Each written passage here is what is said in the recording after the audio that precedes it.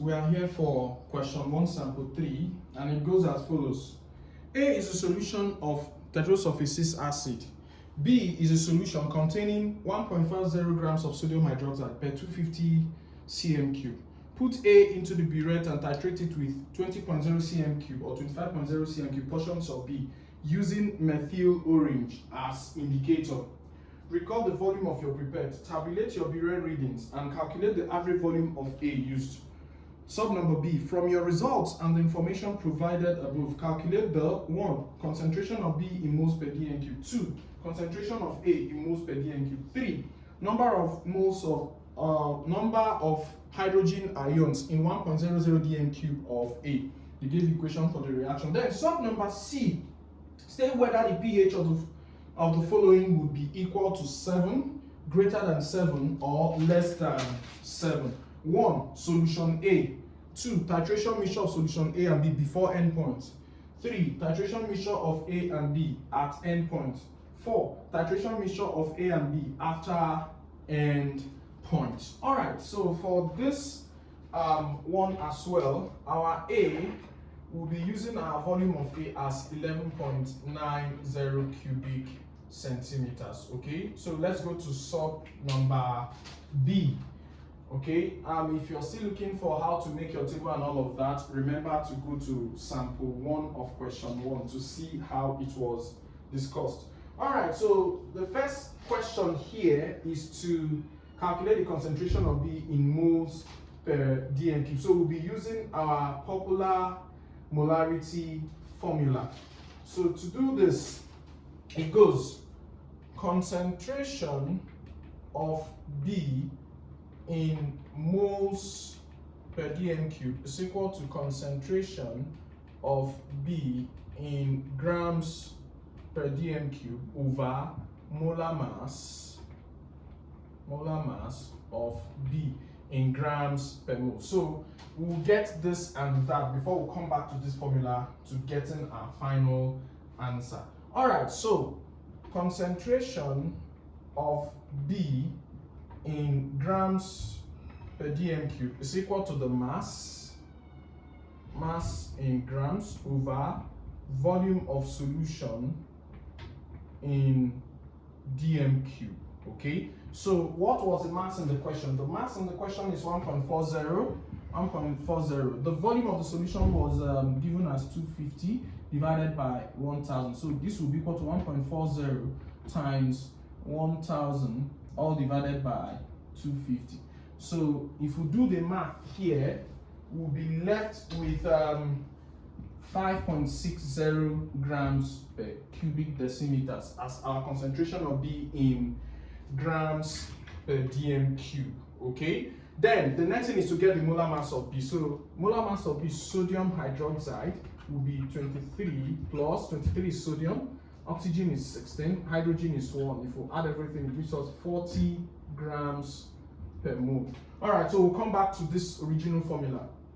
Therefore, concentration of B in moles per dm³ finally will be equal to 5.60 divided by 40. And if we do our math here, if we do our calculation here, it will give us 0.140 moles per dm³. So this is the concentration of B in moles per dm³. So the next question here is to get the concentration of A in moles per dm³. So we'll be using our Kava formula. Why? Because we already know concentration of B in moles per dm³. So Kava formula is wise to use when you have the molarity of either of A or B with a balanced chemical equation, mind you.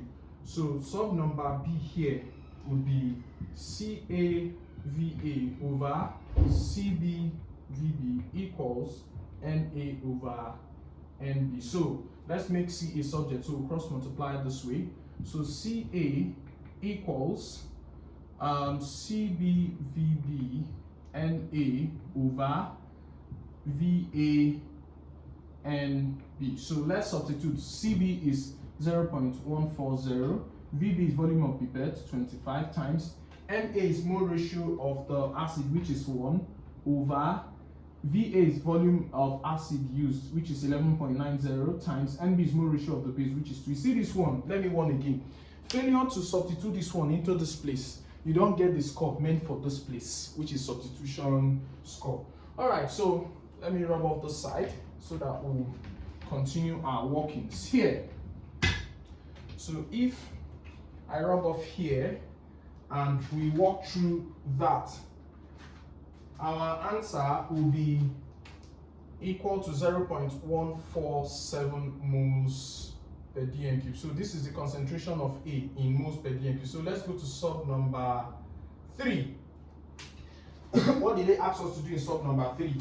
Sub number 3 asks us to get the number of hydrogen ions in 1.00 dm cube of A. Now to do this, we will be using stoichiometry, okay?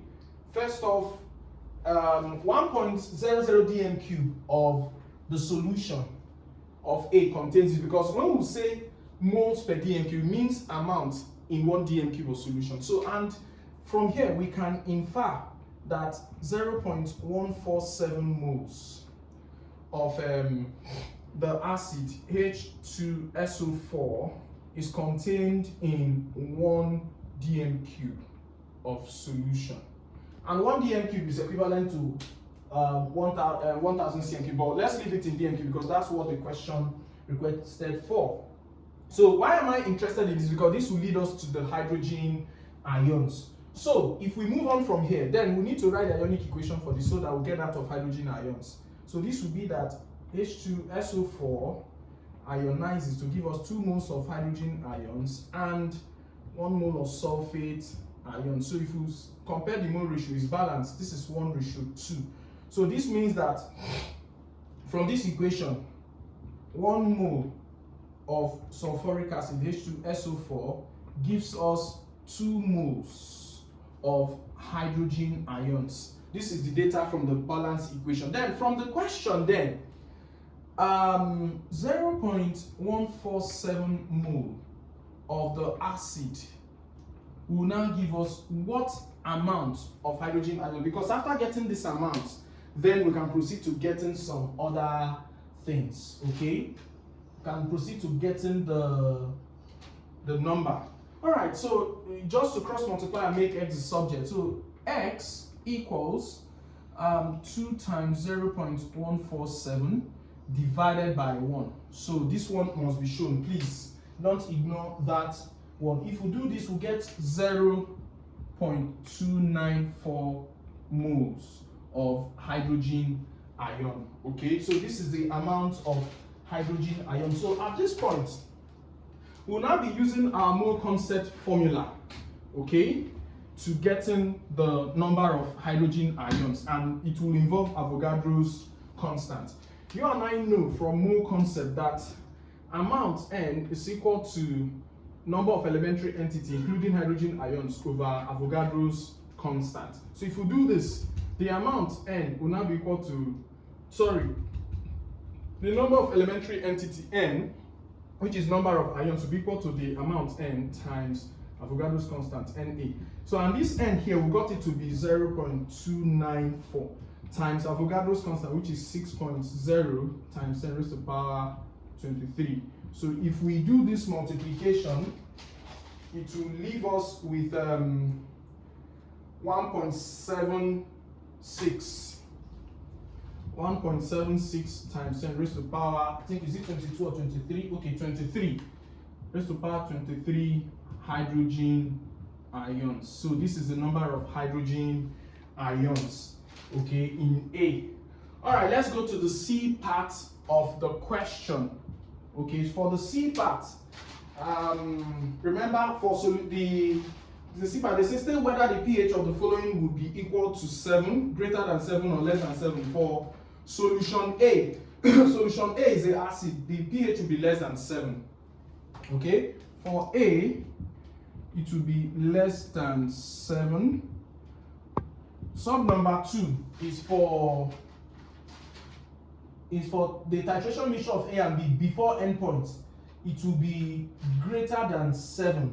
Yes, greater than 7, because before endpoint, the base is still in excess of the acid.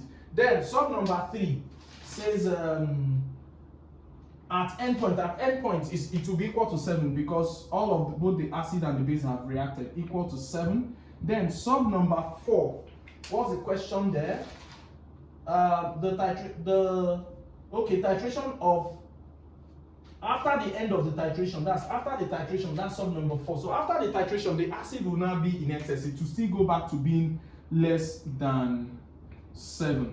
So it is this friendly to understand these things if you must know. Thank you for watching. Remember to like, share, and subscribe to our channel. Also, get ready for sample 4 of this series. Thank you for watching.